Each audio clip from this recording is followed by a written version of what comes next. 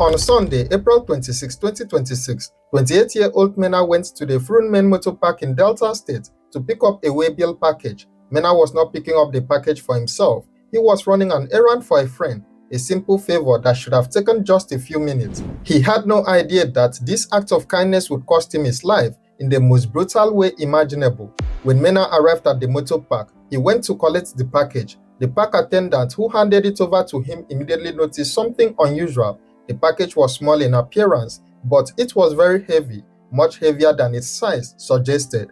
This struck the attendant as suspicious. He became curious and asked Mena what was inside the package. Mena told him honestly that he had no idea what was in the package. He explained that someone had simply sent him to help pick it up. He was just doing a favor for a friend. Mena could not open the package because it did not belong to him, and it would make no sense to open another person's sealed package without permission. However, the park attendants were not satisfied with this explanation. Their suspicion grew stronger. They insisted that the package must be opened. When Mena continued to explain, they forcefully opened it themselves, and what they found inside shocked everyone present. Wrapped carefully inside the package was a pistol and 4 rounds of ammunition. The discovery drew attention through the motor park.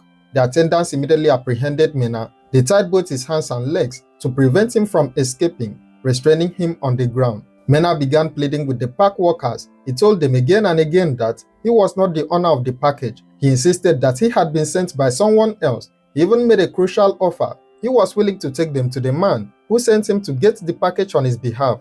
The person who sent him on this errand lived in Sapele, and Mena was ready to lead them there. He wanted to cooperate. He wanted to help them catch the real criminal. The park workers called the police. Operatives attached to the Front Area Command received the report and were immediately deployed to the scene to take the suspect into custody. When the police team arrived at the motor park, they went through the package and saw the gun and ammunition for themselves. The patrol team leader, identified as Assistant Superintendent of Police Usman Nuhu, also popularly known as Ugbegbe, examined the evidence. Then, without warning, he cocked his rifle and prepared to fire. Mena, still tied and restrained on the ground, continued pleading and begging. He tried desperately to convince the police officers to take him to Sapele. He repeated that he was willing to lead them to the man who sent him to the park to pick up the package. He wanted to help them solve the case. He wanted to show them who the real criminal was. But all his pleas fell on deaf ears. ASP Usman Nuhu, right there in front of all the witnesses at the motor park, shot Mena in the shoulder.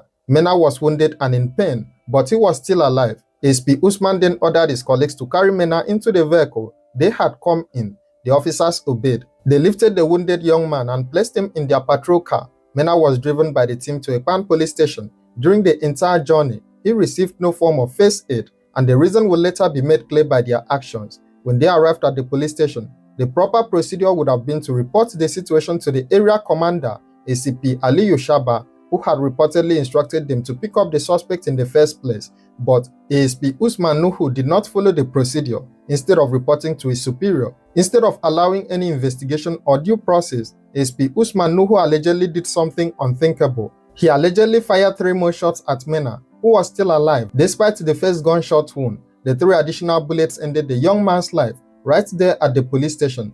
Mena, also known by his stage name Ojimillion, was a young upcoming music artist. He had been executed without trial, without investigation, and certainly without any chance to prove his innocence or even lead the police to the real culprit. The sounds of the gunshots from ASP Nuhu at the police station alerted ACP Aliyu Shaba. When the area commander heard the shots, he rushed out to see what was happening. Upon seeing the situation and understanding what had occurred, he immediately took action. He ordered that ASP Nuhu be disarmed, handcuffed, and detained on the spot. Around 10 a.m. on Monday, ACP Aliyu Shaba personally took responsibility for handling the case properly. He transported ASP Nuhu and his team members to Asaba, the state capital, where they were handed over to the Delta State Commissioner of Police. From there, ASP Nuhu and his team were moved to the Zone 5 Police Command in Benin. They were expected to be transferred to the force headquarters in Abuja for disciplinary actions. The Delta State Police Command released an official statement about the incident. The Commissioner of Police also condemned the extrajudicial killing in strong terms. The statement acknowledged that ASP Nuhu Usman had acted in clear violation of Force Order 237 and the standard operating procedure of the Nigeria Police Force. Along with the press release, the police posted a photo showing a police officer in handcuffs. However, the face of the officer in the photo was censored out, blurred so that he could not be identified. This decision sparked immediate and intense reactions from the general public. People questioned why the police had censored the officer's face. The problem was clear. By hiding his identity in the official photo, no one could verify whether the officer being taken to the force headquarters for disciplinary action was actually Usman Nuhu. This was especially troubling because Nuhu's face was clearly visible in the viral video that had been circulating online, a video showing him preparing the gun he later fired at Mena. The public demanded transparency. If the police were serious about accountability, why hide the face of the accused officer? What were they trying to cover up? ASP Bright Edafe, the Delta State Police Public Relations Officer, later appeared on Channels Television to address the controversy and also clarify why they had hidden the identity of the officer in the photo. You covered his face, so people are wondering, are you sure this is the person you took to Abuja? There's a lot of trust to be built, so why cover his face when his face is already out there? All right. Sir is first a Nigerian. It's part of the criteria to be a police officer. He must be a Nigerian. And the Nigerian Constitution stated it clearly that media parade is not the way forward. If you observe, even when we are parading kidnappers, armed robbers, defilement suspects, rape suspects, we blur their faces, we cover their faces, or we take them from behind. So by this man being a police officer who is now a suspect, that does not take away that right of a Nigerian from him. That was why we had to do that. Let it not look like, oh, why be saying I reach police store now, you decide to open it. Because it is the same rule that governs every Nigerian. During the live interview, ASP Bright made a startling admission about the case. He stated that in his years of being a police officer, he had never seen such an unexplainable situation as the extrajudicial killing of Mena by Usman Nuhu. The command, he said, was still struggling to understand what had led to the officer's action. Concerned citizens made their own speculations in a bid to try and explain why Nuhu would have decided to kill Mena without any investigation or any effort to use the information Mena was willing to provide. Some alleged a cover-up was in progress. Some suggested that Nuhu might have been involved in something shady himself and that he probably killed Mena to cover his tracks. Others raised serious concerns about the other officers who came with Nuhu potentially going scot-free. Multiple reports indicated that more than 5 police officers were involved in the incident, so why was only one person being paraded as the culprit? The other officers had been present when Nuhu shot Mena at the motor park.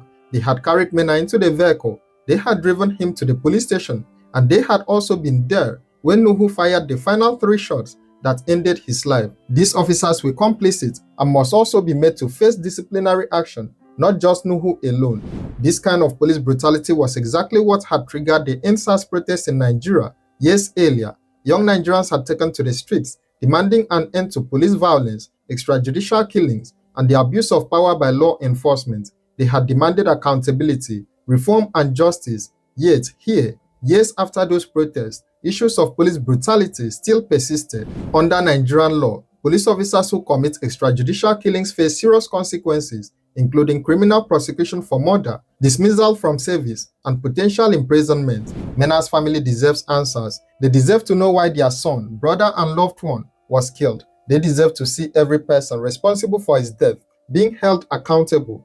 Mena had offered to cooperate with the police. He was willing to lead them to the real criminal, but yet he was executed without trial. All that can be done now is watch and see if the Nigeria Police Force will truly uphold its commitment to accountability and justice, or if this will be another case where promises fade and perpetrators go unpunished. As more updates emerge in this case, you will be promptly notified, so make sure